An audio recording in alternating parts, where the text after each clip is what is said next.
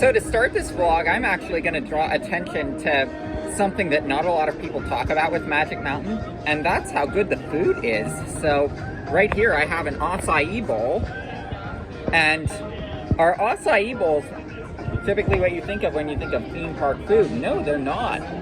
And as a health foodie, I just gotta say, big shout out to Magic Mountain for having something that a health foodie can really enjoy like this. I just got an awesome duel on Twisted Colossus.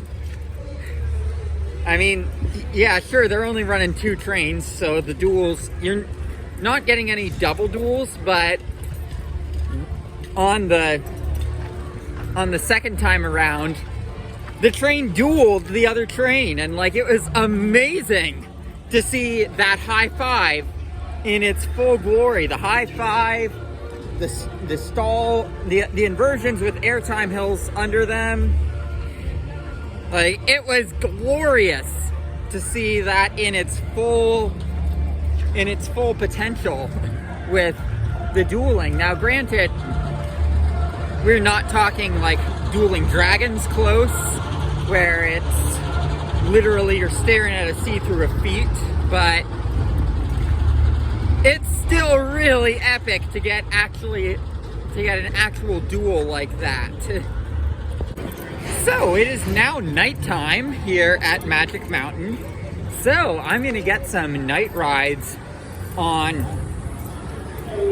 Full Throttle, Tatsu, and Ninja, because I suspect those are the rides that are most likely to be improved by riding them at night, being that, and also maybe I could go for a night ride on Revolution as well, because I mean those are the rides that I suspect night rides to be the, you know what, I'll go for a night ride on Gold Rusher, because like these are the rides that I expect will have the biggest improvement on by doing them at night. And the park's open till 1 a.m. I'm not staying till 1 a.m. but like, I mean, I got time to get night rides, is what I'm trying to say here. So, like, I mean, I'm gonna try to get night rides on everything that is not just a generic location of in the parking lot, because, like, I mean, as much as I love this park, like, I mean, I can't say I'm not beginning to notice how many of their coasters are parking lot coasters. But yeah, this is pretty exciting to be getting some night rides here at Magic Mountain. So I have just gotten in my night rides on everything that I said I was going to get night rides on.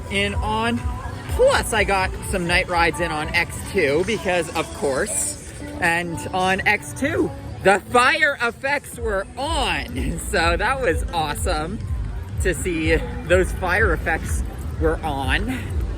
But like, I mean, Fright Fest really is a great time to, especially Fright Fest on a Friday is a great time to come to the park if you want to get a lot of rides on something and have plenty of time for night rides. Like, I mean, I got night rides on Gold Rusher, I got night rides on Tatsu, I got night rides on Full Throttle, I got night rides on X2, I got night rides on Revolution.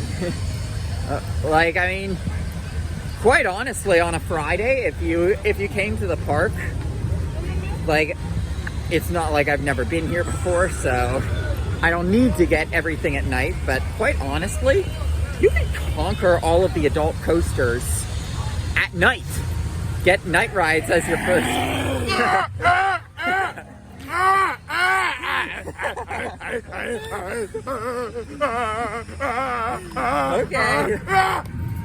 Okay.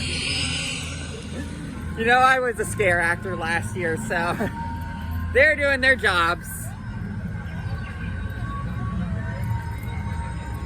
But like, it really is a great time to come to the park, though, because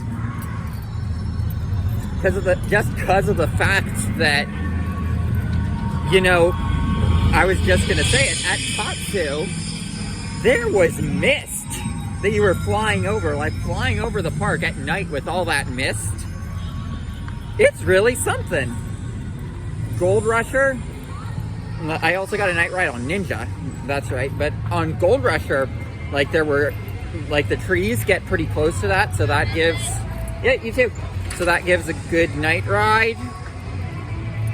But yeah, like the night rides I got were really good tonight. And like during Fright Fest, especially on a Friday when the crowds are not to the level that they're going to be on a weekend, I highly recommend coming out here to Magic Mountain and getting some night rides, because it's a great time to get night rides. And it is now 10 p.m. so I gotta go home because I have work tomorrow. So yeah, that's gonna do it for another great day at Six Flags Magic Mountain. And I'm just gonna say it, as much as this is talked about as one of the top coaster destinations that every enthusiast has to do, I also hear online some naysaying about the place. And I'm like, this is honestly coaster utopia. Like, it's easy to come on a day when it's not crowded. They've got a ton of coasters, and when you're talking about how many of the coasters are top tier, yeah, they do have some clones in their lineup that pad their coaster count, but they have a significant number that are not clones. So, like, I mean, when talking about the coaster lineup is top notch. Talking about little things outside of the coaster lineup, they're not being like, oh, you have to pay for a locker just to go on a roller coaster. Hear that, Great Adventure? They're not, which is a park that I've seen get nothing but love online.